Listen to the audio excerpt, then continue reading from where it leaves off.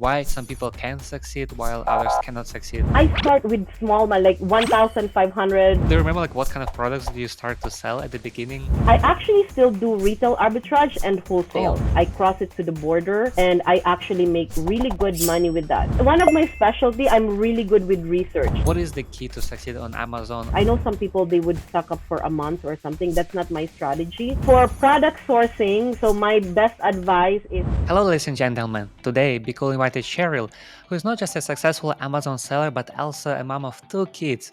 In today's episode she will share with us how to build a profitable business while also enjoying her time with the family, as well as of the strategies and tips she learned in her Amazon journey. Ladies and gentlemen, let's welcome Sheryl on our channel. Hello Sheryl, how are you? I'm good, thank you, Alex. Thank you for inviting me in your show. No, thank you for coming to our show. We're really happy to have you here. And first, can you introduce yourself to some people who don't know you yet? So my name is Sheryl Marcinek. So I'm an Amazon seller. I've been selling for 5 years already, and I'm specifically selling in Canada and also as well in US. I've been doing this business for 5 years. I'm also now venturing into teaching other people, especially Canadians, on how to sell on Amazon as well.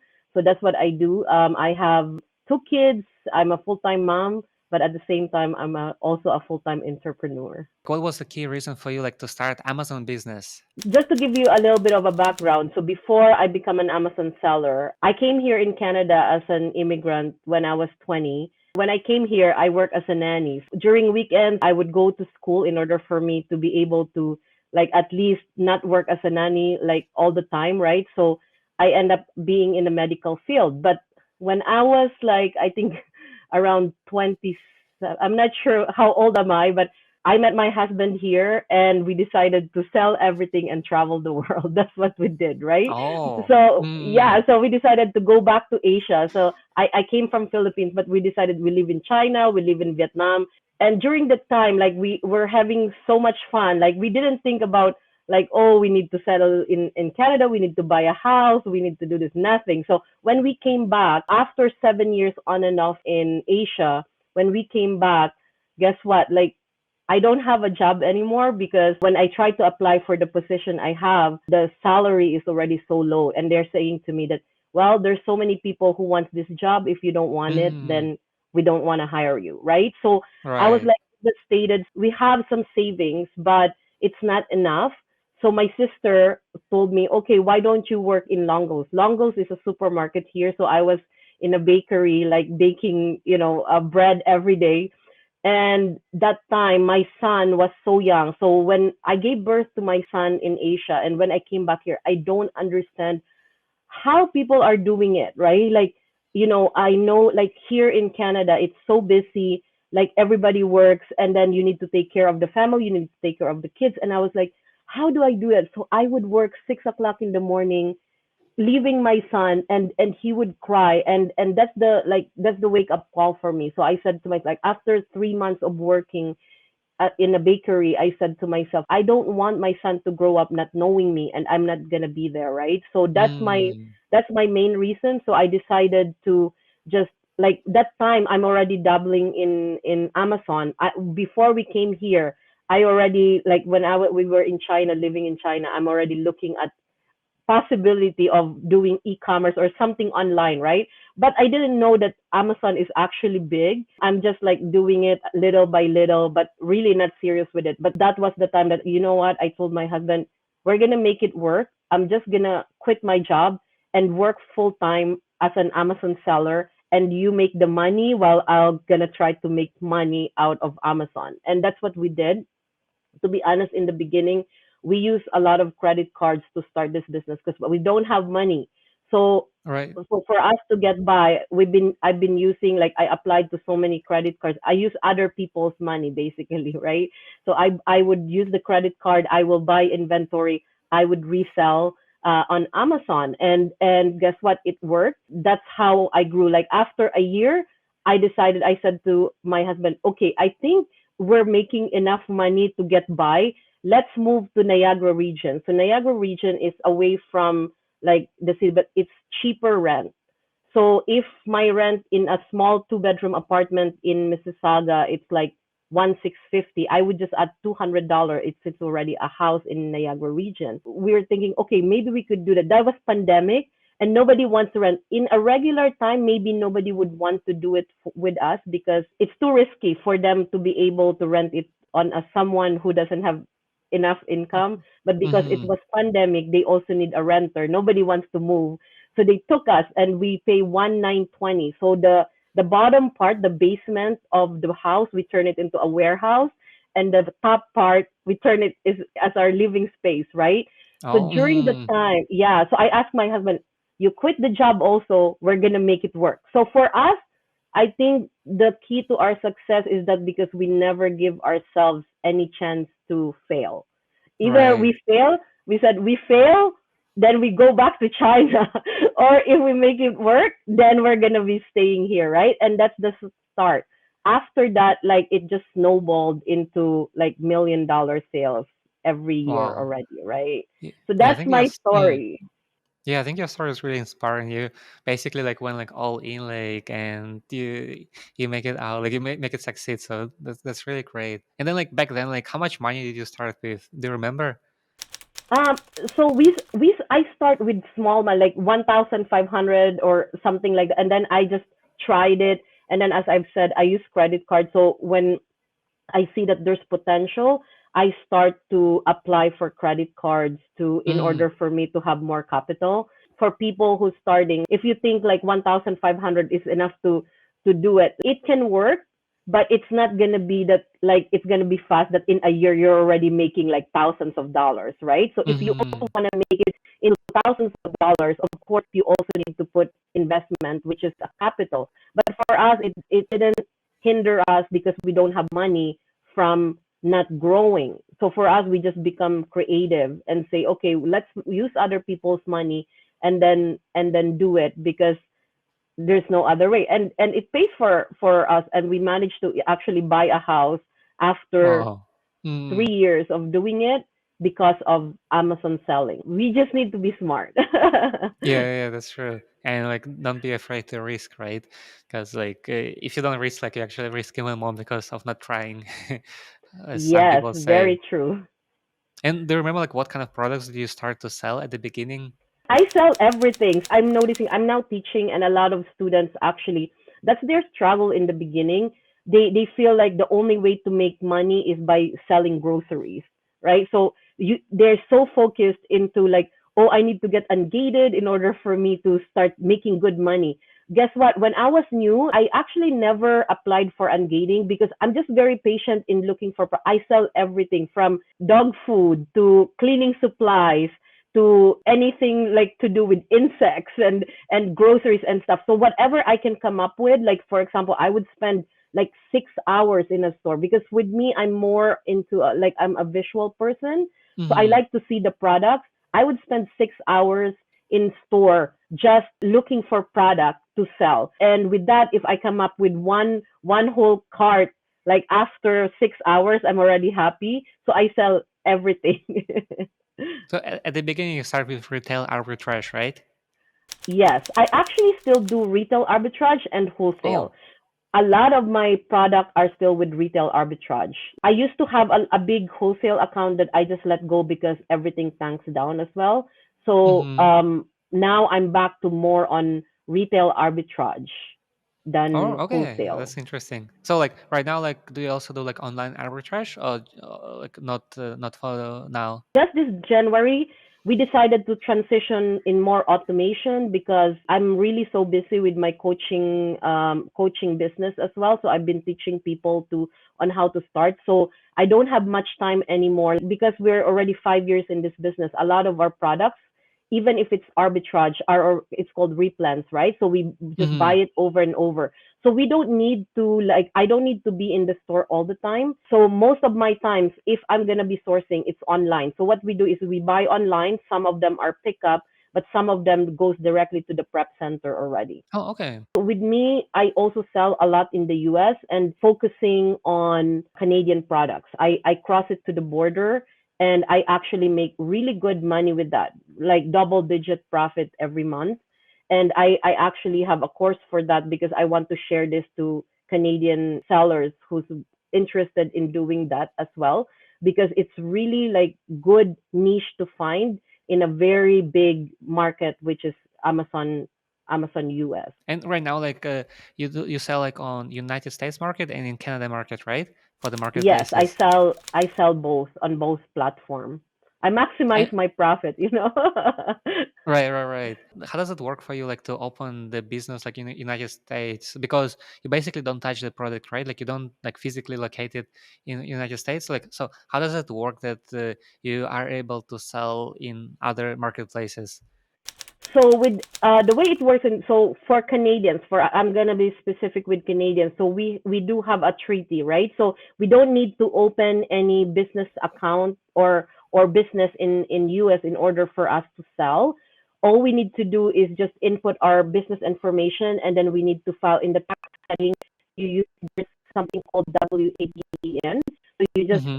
fill it out saying that we're going to pay in US, but instead we're going to pay in Canada. For Canadians who's actually looking, because I know that this is a very important information in my YouTube channel, I actually interviewed a CPA who's specializing in cross-border. And that's what it is. For us Canadian, it's not good idea to open an LLC in US because it has a tax implication. So for us, all we Mm. need to do is just fill out the W8BEN and that's it, and then we can already start selling in the US. That's how easy it is. Oh, okay. So you just like need to find like a prep center in the United States, and then like you'll be able to sell, right? Yeah, so my own strategy is like number one, I'm trying this automation service. So I have someone like it's my partner who we're doing like testing right now to make sure that everything is good. But basically, like they do everything for me. So they provide me with a VA. So the VA would give me all the products. I would just say yes, yes, yes, no, no, no, buy, Mm. right? And then once I approve the listings that she found, then we she would buy it for me, she sourced for me, and then the my partner who also have a prep center, she's the one who already buy the product, prep the product, and then we do profit sharing at the end of the Mm. month. We split the profit into 40/60. I get 60 and she gets 40, and I don't do anything. So All right, that's all one right. way of selling. So Mm. another strategy that I do is, so I'm not into buying directly. So I also have a shopper in the US. So the shopper, like I hired a relative who I know and train her, right? So I trained her. So she buy locally. I send her my credit card. I provide her what to buy, and then Mm. she ship and everything. So I have that, and then I have another one. So the other one is I have a prep center in Canada. I buy all the goods in Canada. I ship it to the prep center. They cross it, like they're connected with a cross border company, and they ship it to the US, and then I sell US products as well. So those are my tricks in US. And then like I want to ask you like do you remember like at the beginning like what kind of challenges did you face at the beginning of your Amazon journey? So I think one of the hardest parts for me when I was starting is that there's no information there for us Canadians. So I also bought courses when I was new.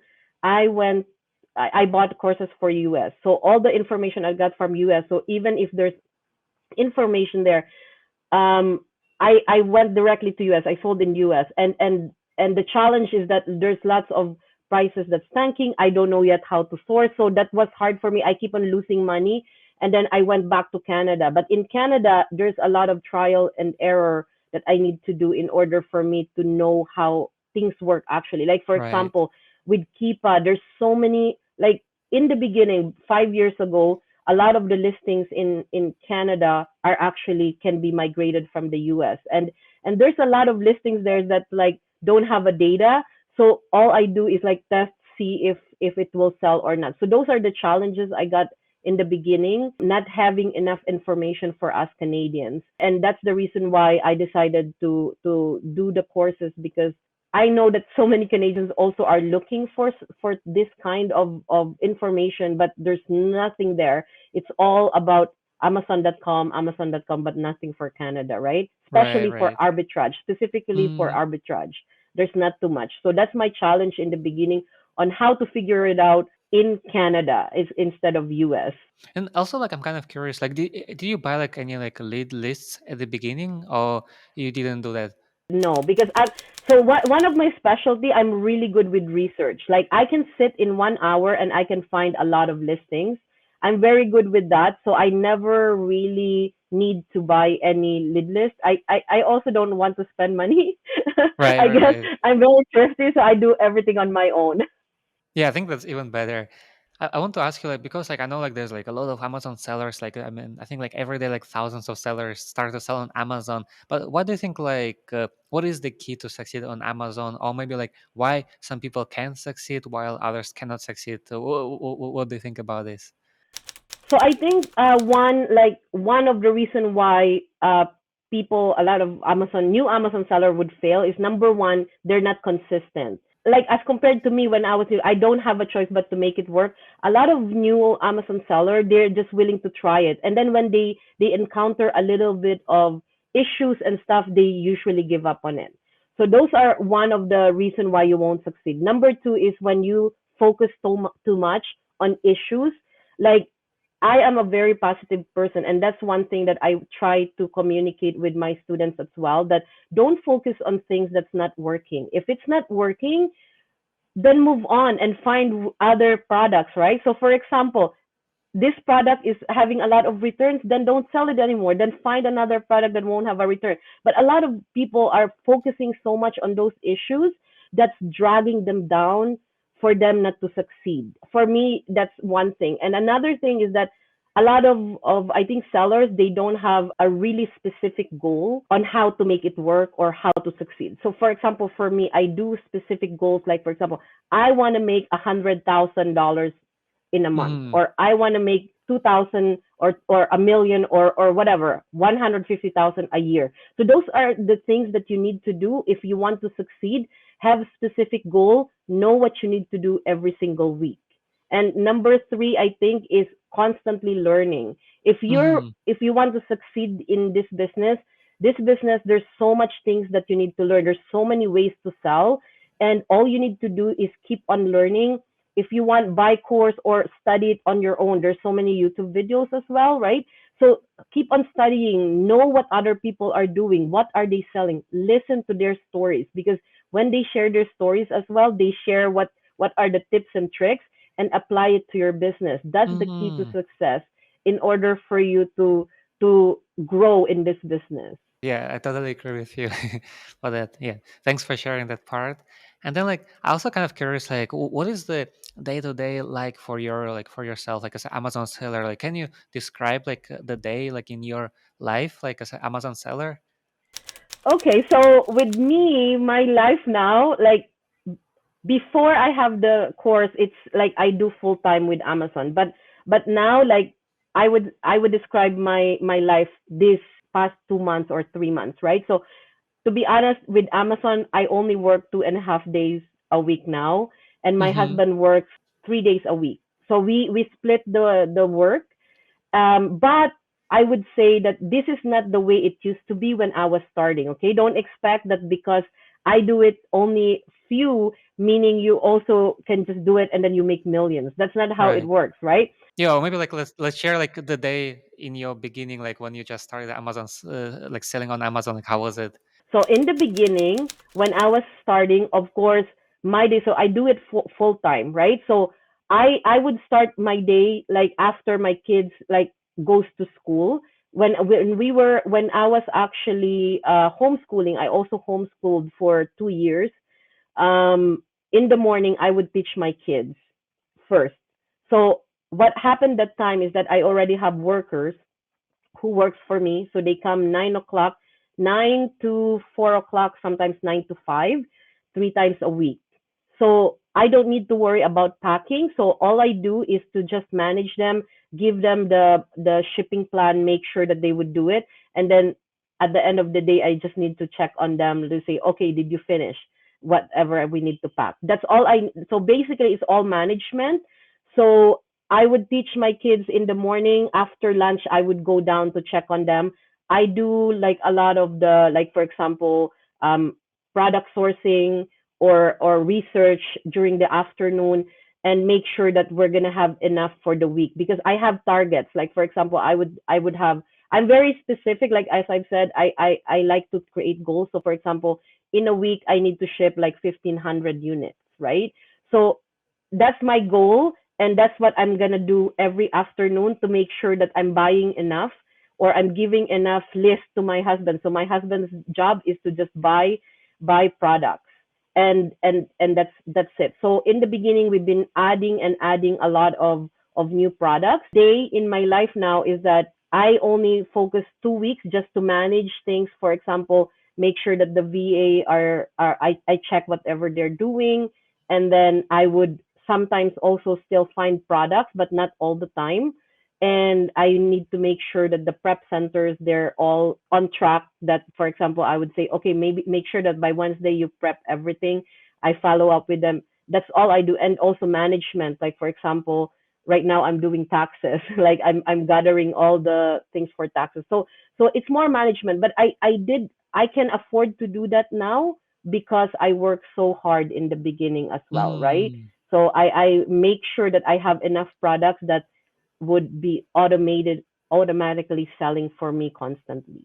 And also, you just mentioned about like some management systems. Like, do you use like some particular ways of managing people, or like do like managing all of those processes? Like, how do you usually able to manage like a lot of different employees and prep centers and like just your business in general? Like, what techniques do you use? I'm very good with worksheets, so that's how I manage all my. So for example, every VA, like virtual assistant I have one worksheet, and in there are specific like to do list, like updates, and what are the specific things they need to do. For example, if I, like, one of my VA, I want them to do BQool repricing, right? So I use a seller board as well in order for me to track my profit. So if I tell them, like, for example, I just put a lot of information for them. So I use a software called Loom. So basically, Loom is like a video. Like, I just create video of whatever they need to do. So I videotape everything step by step. So the key for VA is you need to be very specific to give them tasks in order for them to be effective. So I create videos for them to give them specifics, and then I would have specific instruction as well. So for example, I would say, if the ROI falls to like 40 less than 40%, let me know, put the ace in here, and I will check it myself, right? And I'm going to Right. decide if I'm going to continue. So something like that. So I use a lot of worksheets. So Google Worksheet, because it's free. I use Seller Board to manage, like, make sure that I'm making enough money, and that's it. I don't have a lot of, like, I just use WhatsApp to talk to them, or Facebook. Some people I think use Slack, right? But I never Mm-hmm. tried that. I'm not very techy, so I use whatever I know. So I use WhatsApp to communicate with them. I also like. I think it would be interesting to talk about like how you work with Amazon VAs. Like, what are the tips you would give to people on working with Amazon VAs? The most effective one for me is to be very specific and detailed on instruction. So try to meet up with them every week if you want to see progress. So every week have a meeting with them to know, like, if they're doing the right thing. I don't micromanage, to be honest. Like, I'm not like always like constantly, what are you doing in this? I like to give them the freedom to do whatever they want as long as they can do the task. So that's me. So for those who's doing it, be very specific. That's the most important part. Be very specific in giving instruction, or else it's gonna fail. Like, for example, also give one task at a time. So if you have a new VA, give one task first, make them like do it, and then correct them if they did something wrong, and then let them try it again. Once they perfected it, then move to the next task, and then next task. That way, you know that they're doing it right, right? So some people, they hire VA, for example, just for product research, right? So with that, I think before you can hire people like that, you need to make sure that you also know how to do your research, right? Because if you're gonna hire without knowing what you're looking for, they might give you a lot of bad listing and you don't even know. So Right, that's right, what right. That's my true. tip is. Yeah, know what you're looking for, know the parameters. What do you want from a listing, and then ask them, because I know some people have shortcuts, like especially new ones. They would do shortcuts by trying to just to hire I'm gonna hire VA so she can find something for me, not knowing yet on how to find products. And then they would say, oh, it didn't work because like a lot of them tanked. It's because that was your fault, because you never knew how to do it from the start, right? So you need to know what you're doing. And also, like, do you set some goals for them, like weekly goals or monthly goals, like what they need to achieve? For me, no. So the way I work with them is, for example, I give them like, okay, you need to give me X amount of listing every week. That's what I do. I don't care like if you work on morning in Philippines or nighttime in Philippines, as long as we agreed that I'm gonna pay you this X amount of money, and you need to provide me, for example, 8 listings a day, and like 40 a week, something like. So that's how I do it if it's the product research. Okay, and then like let's say like out of this like 8 listings they provide you, like on average, like how many listings are actually good to resell, like in your personal experience? Sometimes half of it would be good, sometimes more. So it depends. But the older trainers, like for example, in my automation, a lot of them are starting to look really, really good listing. It depends on the VA that you hire, to be honest. Like if you're willing to pay more, then you will find VA that's experienced, then they might find you good listing. But if you don't have much money and you would hire newbie, then expect that you need to train them to be able to get a good listing as well, right? And you personally, what do you think? Like, is it better to hire like more professional VA but spend more money, or like hire the newbie but spend more time teaching them? So actually, like that's my realization now. Like I was talking to myself, like from now on, I want to hire someone who's already trained, because I hired before someone that I will train, and I hired also people that's already trained, and I realized like in with my busy life, I don't have time to train somebody.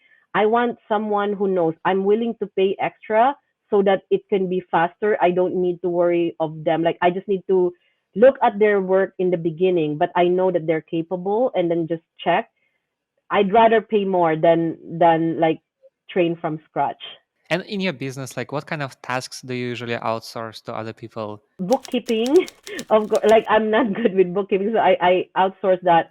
Prepping, we outsource that already. I also outsource product research, but I still do on my own, especially if I want. So for example, it's a little bit low the sales this month, so I want to push it up. I would do more product research to be able to buy as much product as I can. So I do half half.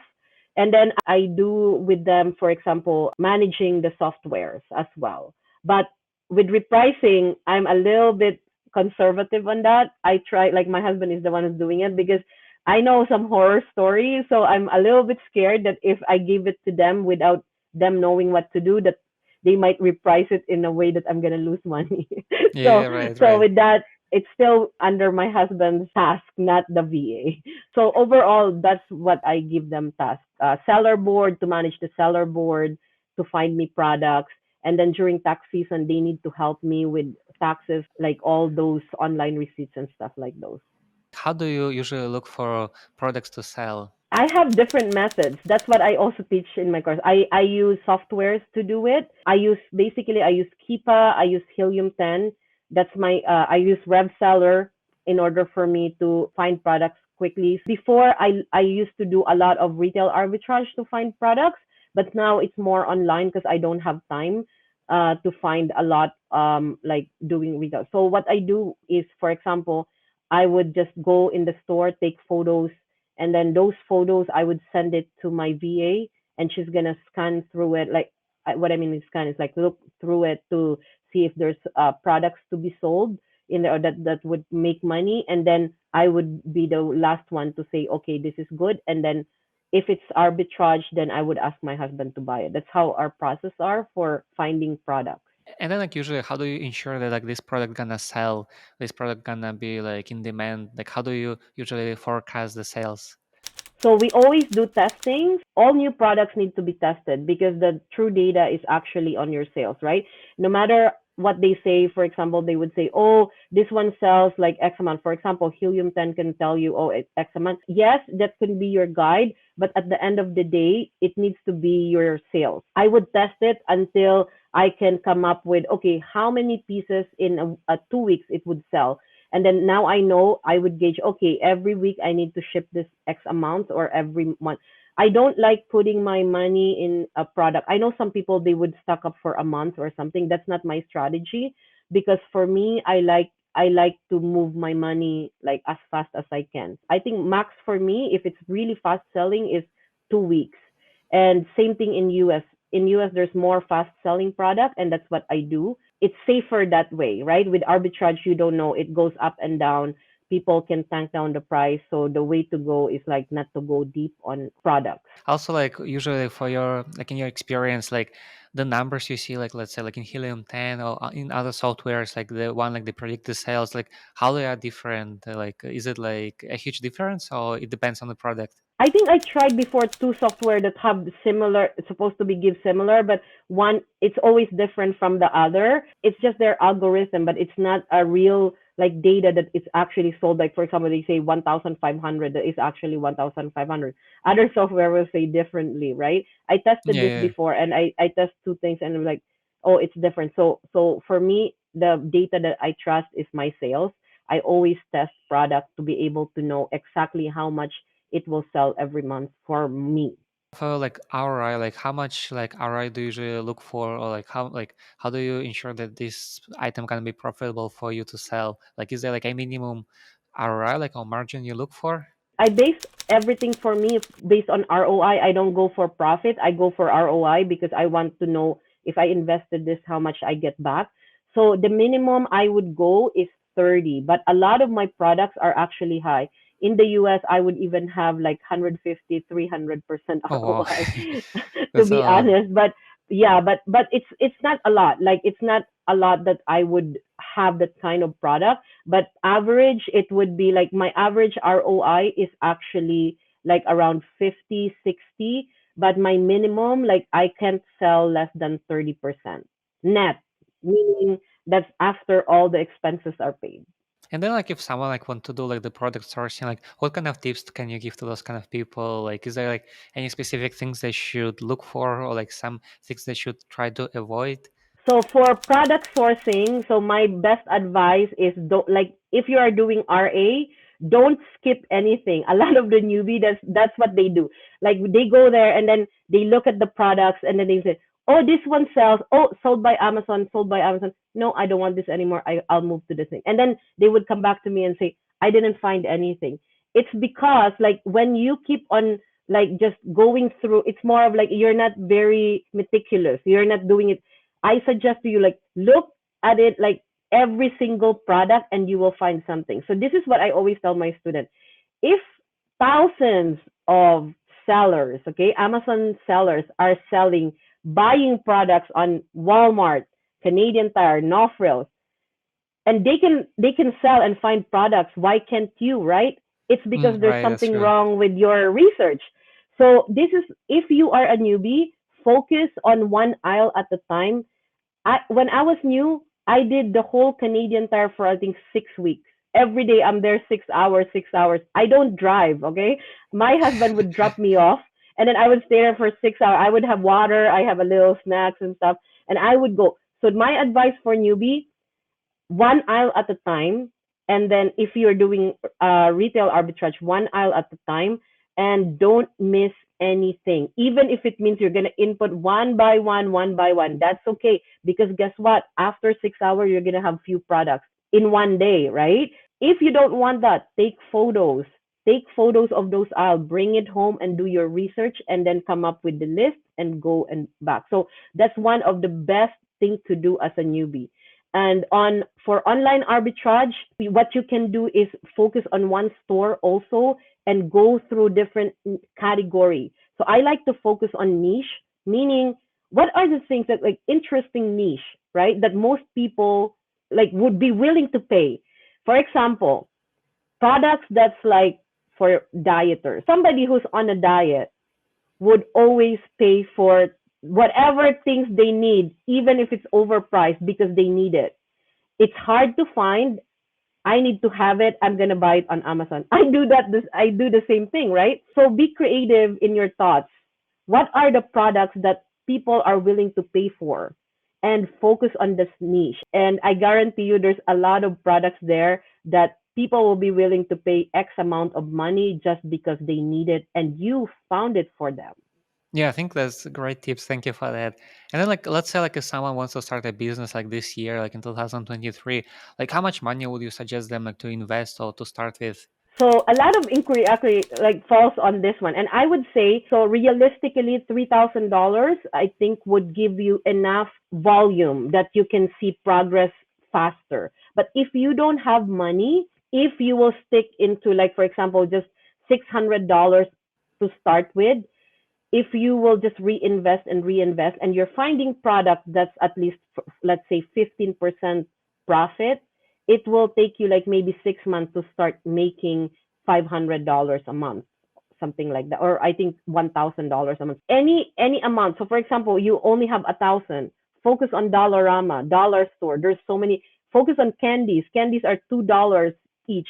You will have a lot of products focusing on products that's like $5 below, that can help you to grow your business as well, right? So how much?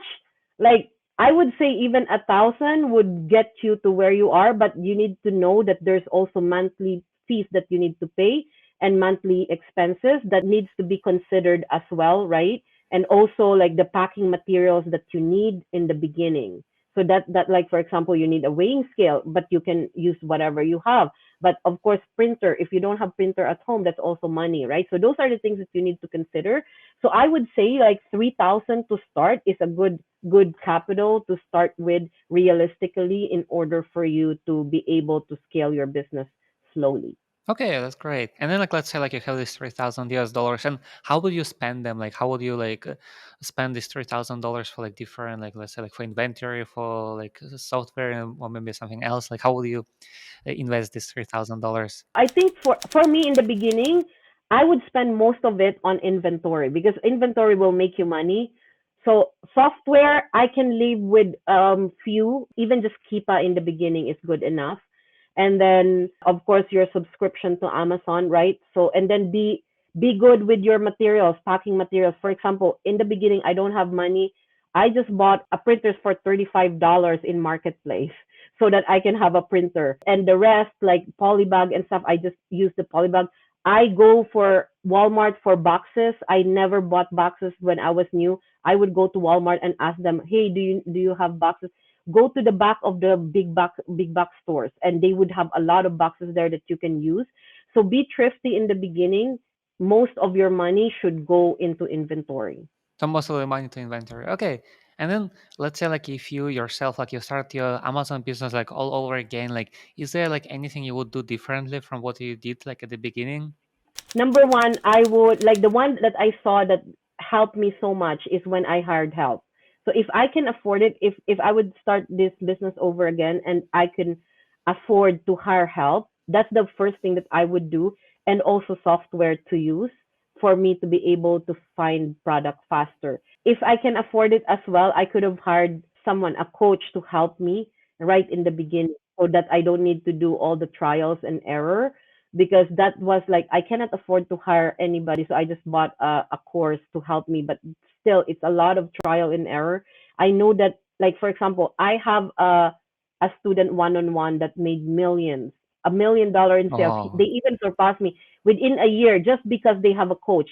And when he asked me in the beginning, he said, can we make million in the next 6 months? And I said no, because I don't want them to, I don't want to give them expectation, but they surpassed that. And I actually apologized to him recently. I said, I'm sorry for not telling you that you can do it in 1 year, but I just don't want to give you high hopes, right? But yeah, so those are the kind of things that I would do. I would hire someone to help me if I have the money. Yeah, it's always the best. Like, if you have like someone who has like years of experience, so you can like grow faster. Like, because if you do it by yourself, like, maybe you can do that, but like it's just gonna take you a lot longer time. So like it's better to invest a little of money, and but like do it like way faster. Yeah, and just like for example, you have question, you just ask the coach. If you don't have a coach, you go online, you go to YouTube, you go to groups. That's what I did when I was new. I read a lot of blogs, I read a lot of like posts, so that for me to figure out, okay, is this the right thing that I'm doing or not, right? But if I have somebody who would be there, maybe I could have increased my sales within a year, because I've been really doing well. But I know that I can be better if I have someone who can just show me the direction, right? Like the right direction on how to do it. Yeah, I also like found like I know some other Amazon sellers and actually they grew way faster like if they had like the mentor or like the someone like who they could ask for like while like some people who only could rely on themselves like they also did like well but it just like that took them like a bit longer. So I guess yeah, Yes, it's always the best if you have yes. someone who you can ask. And then like, I want to ask you about like because like there's like different times of season like during the year there's like Q1, Q2, Q3, Q4 like and Hmm. for you for your business like how do you usually manage your business or maybe like how do you price or maybe like plan for different like quarters of the year. With me, I plan more on Q4, because that's the biggest money making time, right? So so with me, I but for me, I also sell seasonal products, meaning every quarter I have something that I'm selling for that particular season. So what I do to prepare is I always look back to my data from last year, and I always look, okay, what sold before. So before that, I need to already like buy whatever sold really well last year, and then also do research prior to that season in order for me to be able to know, okay, this one sold really well, maybe there's new products. So another way to prepare is that, for example, if I'm selling the seasonal products, I would go to Walmart. So whatever they take out already during that time, I would go right away to search on that, because then I'm gonna be the first few sellers who's selling it on Amazon, and that's how you make more money, even with even like Q4. That's why I think for me, I scale up so quickly, because it didn't hinder me. A lot of people would think that, oh, Q4 is the only way to sell, but you know what? Like if you really just have a good strategy on how to sell properly, you're gonna keep on growing, growing, growing, no matter what the season is. Because that's what happened to me. I strategize that I have things that I sell every season. So if Q4 is a little like those products that sold in Q4, I have one for Q1, I have one for Q2, I have one for Q3, right? So that's my strategy. Okay, yeah, that's great. Thank you. And then like, also like I think you really really know like a lot about taxes. Like let's talk a little bit about taxes. Like what are the tips or like some advices you can give to people for like to deal with the taxes or like maybe like some things they need to pay attention on. So taxes. So I'm not, to be honest, I'm not good with bookkeeping. That's why I hire people to do it for me. But one thing that I know, okay, so in terms of taxes, just be aware of if you are a Canadian selling in the US, because this is something that I see in a lot of groups where people would advise new sellers to say, oh yeah, like if you want to start selling in the US, wholesaling and stuff, you need to open LLC. That's one thing that I've learned from the cross border company CPA, is that it has a big tax implication. So basically, what he's trying to say is that LCC is considered as I think sole proprietor. Like it's not, basically like not a corporation. If you are going to open LLC, it's going to be considered as your personal income into Canada. So then you get taxed.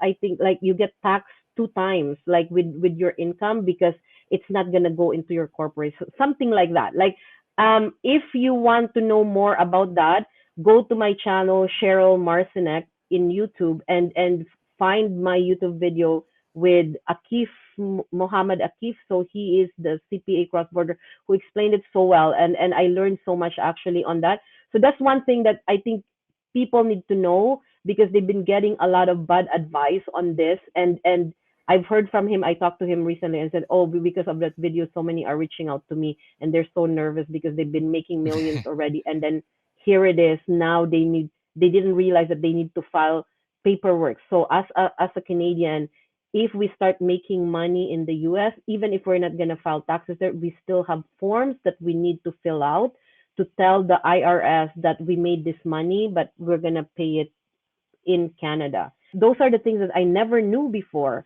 That I thought W8BN it's already enough, but apparently there's forms that you need to fill out in order for you to be able to like for IRS not to question you at the end of the day of hey you've been making money for X amount of years you never tell us anything, then you can be in trouble with them as well. Right. Yeah, we're gonna include those links in the description, so make sure they go and watch it. And I think it's really useful. And then like also like I want to ask you about our repricer, the BQool repricer. Like when did you start to use it?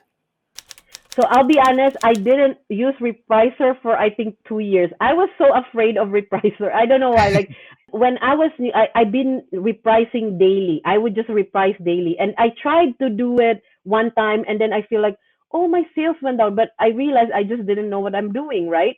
So then when I start coaching and I got the template on how to do it, then my sales shoot up, and I'm like now I realize okay I just need to learn it in order for me to but because the repricer the good thing of the repricer is that I don't need to monitor every single time like my prices, right? Right, right. and and if you have a lot of asins like me, I have a lot of asins that I'm because I'm doing arbitrage.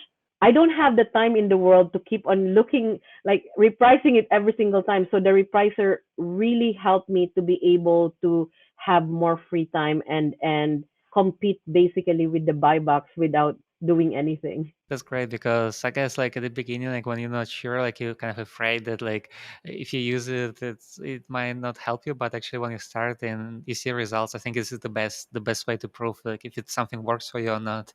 So I'm happy that it's been great for you. And also like let's talk about your coaching services because I know that you offer to teach people like in Canada, right? Can you tell us more about the coaching services you provide? I just started actually July because before I used to do one-on-one for a big company in the US. So they hired me as a Canadian coach. And during the time, like I accepted it because I feel like I will learn something from it, and at the same time I want to help Canadians as well to do it. And but I have so much students that I end up teaching every single night. And for me, it's like defeats the purpose of like being there for my kids. Now I cannot put them to sleep and stuff. So I told them, as much as I want to help, I need to quit because I want to focus on my kids. And during that time, I really have a goal that I want to become $1 million seller. So I said, if I'm gonna be doing a lot of teaching, I cannot do that, right? But because of that, people know me already on that community, and it's a very big community. It has like 70,000 people. So they Wow. know me Mm. there. And because of that, a lot of people still reach out. And I keep on turning them down, turning them down. And then some, like, I would do, like, refer, for example, some people that I really can say no, then I help do one on one coaching on the side. But last year I realized, you know what, like many people are really needing the information. Many people still message me, and I said, okay, if I can do one on one, maybe there's a way that I can help them. So I decided to create the course. So the course that I have is actually a beginner's course for arbitrage. So specifically for Canadian. So when I was starting, I feel like whenever I buy a course, I need to buy another one to support the information and stuff. So what I did is I come up with an A to Z course for Canada, meaning like starting from opening a business license. I even do it step by step tutorial. One of the best thing of my course is that because I'm very organized and I like to see things visually. So that's what I did as well. Because I know that a lot of newbies, it's hard for them to understand because this is a completely different world. Because I teach, Right, right. I taught kindergarten before. I know how it works with children. So I'm really good in explaining. So that's what I did. I tried to make it as simple as possible.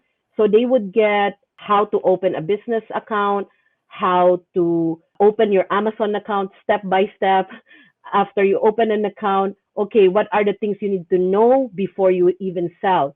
Taxes, information about taxes, insurance, what is this IP claims and stuff like. So basically, I tell them everything that they need to know, important things you need to know before selling on Amazon.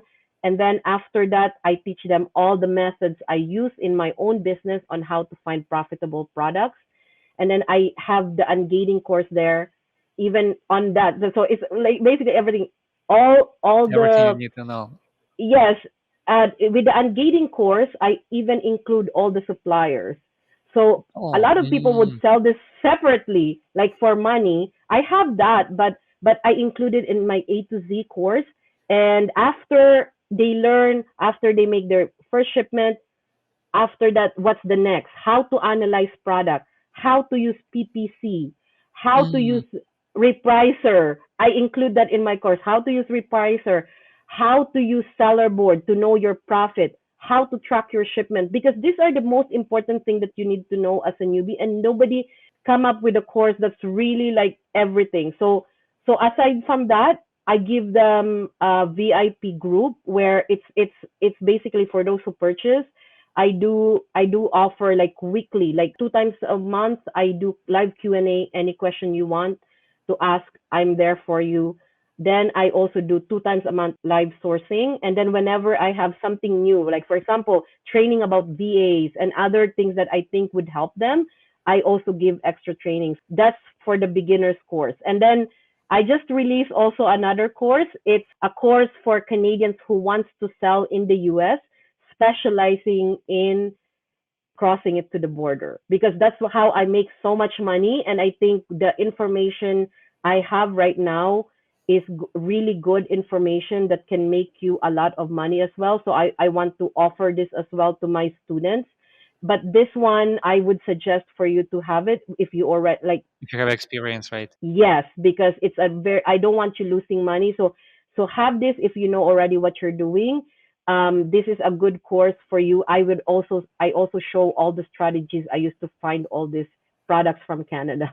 So those are the, and then I'm releasing in March, I'm gonna be releasing a small course called Wholesale for Canadians as well, on how I find wholesales in Canada. So those are my three main courses that I decided to separate all of them for them to be able to just get what they want. So if you are interested, just search my name, Sheryl Marcinek, and everything is on my website, or you can also message me, Sheryl at SherylMarcinek.com. I can send you the link for that as well if you're interested. Yeah, and also we're gonna include like all the links in description so you can go and check it there, Yeah. and And can so I it will be invite them easier. for my free Facebook group? So for any Canadians there who wants to join our free Facebook group, so I have it. I forgot the name. Like It's I'm okay. gonna. You can just stick it. You can stick Yeah, we're gonna put it. the link below. But we're growing. We're already like within, like, since I opened it last July. We're already 1.1K members. It's growing so fast. So I'm so happy. So follow me on Instagram as well if you want like small advices. So I post daily, almost daily, like little clips on advices on questions, basically newbie questions. It's Coach Sheryl Marcinek in Instagram, okay, and also TikTok. I'm doing TikTok, but more for like for them to be able to know me more. If you have TikTok account, you can also search me, Sheryl Marcinek. Yeah, we're gonna include all of those links. So guys, make sure like to go and follow Sheryl and also like check out her course. And yeah, thank you so much, Sheryl, for your video today, for your interview. Like I think it was like really great, and you share like all of those like tips and strategies, like which is like super useful. Thank you so much for that. Thank you so much. Thank you so much for having me and for the opportunity. So yeah, like I guess like our video is gonna be until here today, and yeah, like see you next time. Like maybe next time we can talk on something else, like maybe on another topic. So yeah, thank you so much again. Okay, thank you. Have a Thank good you. day.